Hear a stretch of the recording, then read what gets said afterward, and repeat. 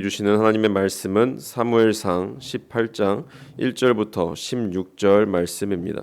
사무엘상 18장 1절부터 16절 말씀입니다. 구약성경 439면에 있습니다. 사무엘상 18장 1절부터 16절 말씀입니다. 저희가 하나님의 말씀을 한 절씩 교독하신 후에 마지막 절은 합독하시겠습니다. 다윗이 사울에게 말하기를 마침에 요나단의 마음이 다윗의 마음과 하나가 되어 요나단이 그를 자기 생명같이 사랑하니라. 그날에 사울은 다윗을 머무르게 하고 그의 아버지의 집에서 다시 돌아가기를 허락하지 아니하였고 요나단은 다윗을 자기 생명같이 사랑하여 더불어 언약을 맺었으며 요나단이 자기가 입었던 겉옷을 벗어 다윗에게 주었고 자기의 군복과 칼과 활과 띠도 그리하였더라. 다윗은 사울이 보내는 곳마다 가서 지혜롭게 행하매 사울이 그를 군대의 장으로 삼았더니 온 백성이 합당히 여겼고 사울의 신하들도 합당히 여겼더라. 무리가 돌아올 때 곧 다윗이 블레셋 사람을 죽이고 돌아올 때에 여인들이 이스라엘 모든 성읍에서 나와서 노래하며 춤추며 소고와 경쇠를 가지고 왕 사울을 환영하는데 여인들이 뛰놀며 노래하여 이르되 사울이 죽인 자는 천천히요 다윗은 만만히로다 한지라. 사울이 그 말에 불쾌하여 심히 노하여 이르되 다윗에게는 만만을 돌리고 내게는 천천만 돌리니 그가 더 얻을 것이 나라 말고 무엇이냐 하고 그날 후로 사울이 다윗을 주목하였더라. 그 이튿날 하나님께서 부르시는 악령이 사울에게 힘있게 내림에 그가 집 안에서 정신없이 떠들어대므로 다윗이 평일과 같이 손으로 수금을 타는데 그때 사울의 손에 창이 있는지라. 그가 스스로 이르기를 내가 다윗을 벽에 박으리라 하고 사울이 그 창을 던졌으나 다윗이 그의 앞에서 2번 피하였더라. 여호와께서 사울을 떠나 다윗과 함께 계심으로 사울이 그를 두려워한지라.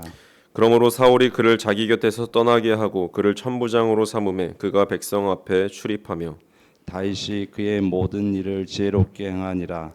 여호와께서 그와 함께 계시니라. 사울은 다윗이 크게 지혜롭게 행함을 보고 그를 두려워하였으나 온 이스라엘과 유다는 다윗을 사랑하였으니 그가 자기들 앞에 출입하기 때문이었더라. 아멘. 이제 아시다시피 이제 우리가 무엇을 보는지, 우리가 이제 눈으로 무엇을 보는지에 따라서 우리의 가치관과 이제 세계관들이 형성되고 변화되는 것을 우리는 잘 알고 있습니다. 청소년부 예배 때 이제 그런 질문을 한 적이 있어요. 여러분 아이폰 쓰시는 분들은 이제 스크린 타임이라고 이제 나오고요. 이제 갤럭시는 주간 뭐라고 했었는데 잘 기억이 안 납니다. 그 주간 리포트인가요? 뭐 하여튼 그게 이제 기억이 잘 나진 않지만 어쨌든 이제 핸드폰이 일주일마다 이제 한 번씩 이제 우리에게 어떤 것을 제일 많이 보고 있는지 알려주는 그런 시스템이 있습니다. 물론 이제 전제는 핸드폰을 우리가 주구장창 보고 있다는 그 전제가 이제 깔려 있긴 합니다. 이제 그만큼 이제 청소년들에게 물어봤는데 어떤 친구들은 뭐 유튜브 막 80%, 뭐 웹툰 50%막 이런 친구들도 있다라고 얘기를 하더라고요. 이제 그만큼 우리 인간은 이제 보는 것에 영향을 많이 받습니다. 이제 요즘 엄청나죠. 이제 눈에 현혹되는 것들이 굉장히 많이 있습니다. 이제 그만큼 이제 우리의 눈과 생각, 마음은 굉장히 밀접하게 연결되어 있는 것 같다라고 여겨집니다.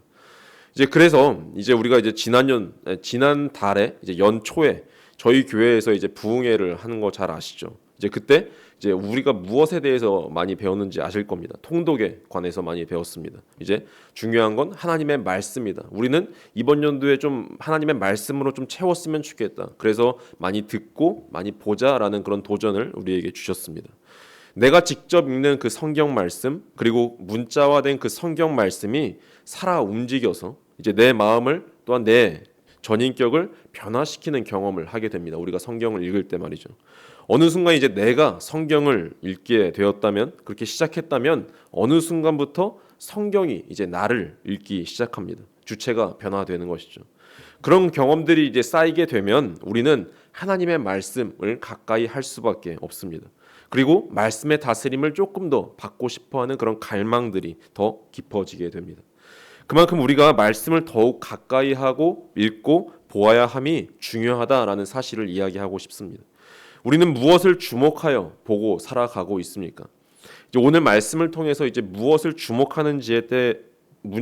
주목하느냐에 따라서 삶이 어떻게 달라지는지 이제 보게 됩니다. 이제 다윗이 골리앗을 물리치는 장면을 우리가 어제 살펴보았죠. 다윗이 골리앗을 물리치고 돌아오자 그동안 보이지 않던 그 요나단이 갑자기 등장합니다.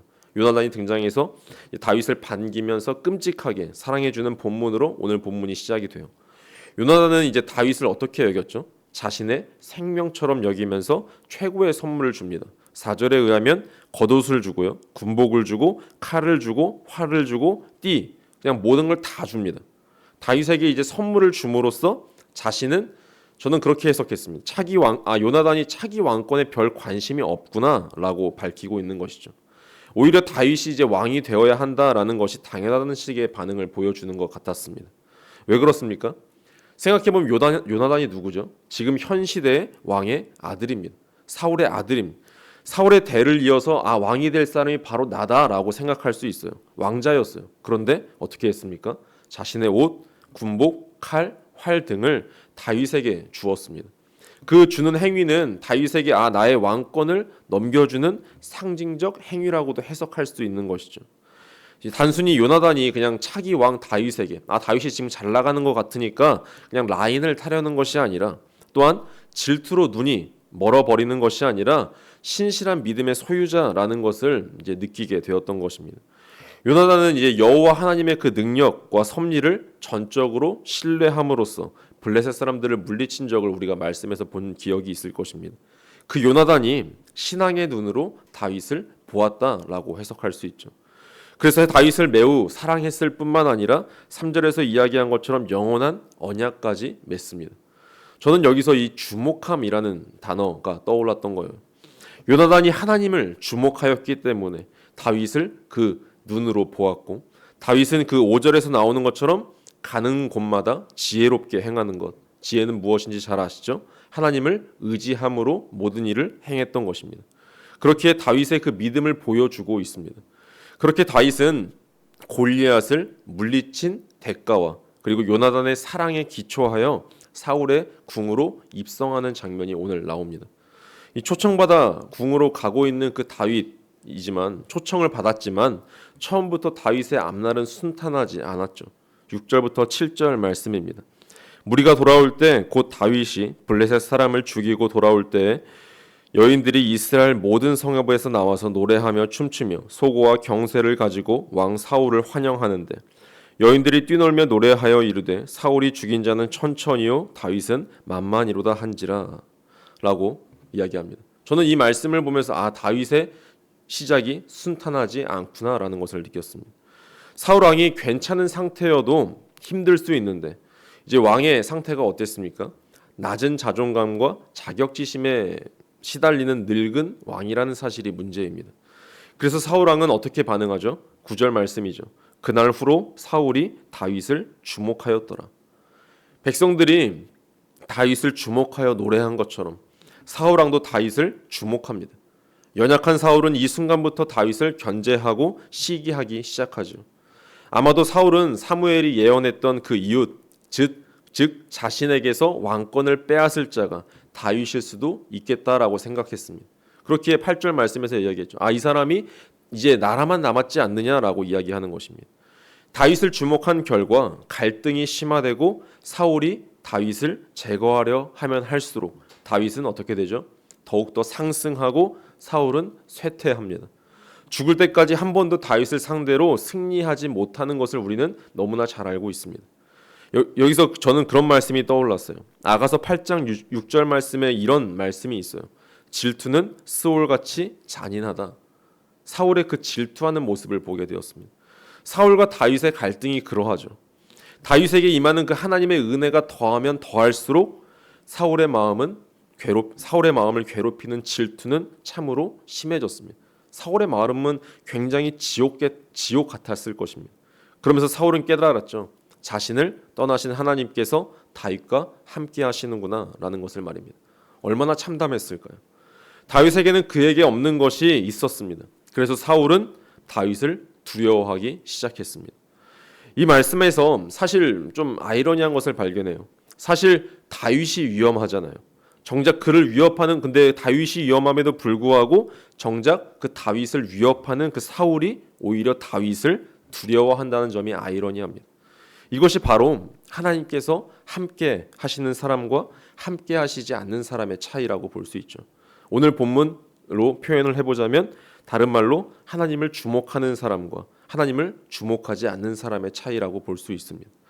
사울은 그래서 다윗이 보기 싫고 두려워서 그를 제거하려 했습니다.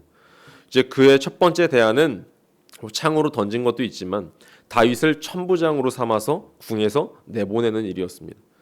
다윗에게 벼슬을 준 것입니다.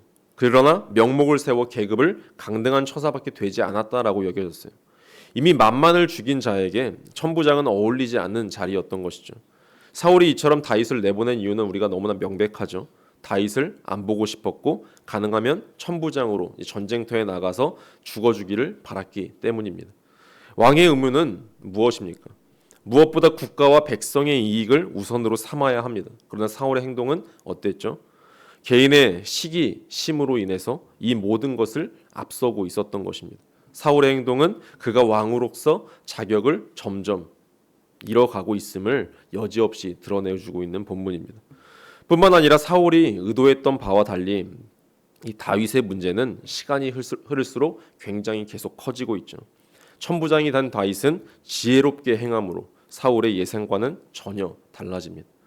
이 모든 것은 하나님께서 그와 함께 하셔서 이 같은 일이 가능했다라는 사실을 말씀에서 보여주고 있습니다. 14절 말씀에서 이렇게 나오죠. 다윗이 그의 모든 일을 지혜롭게 행하니라 여호와께서 그와 함께 계시니라 라고 말씀하고 있습니다.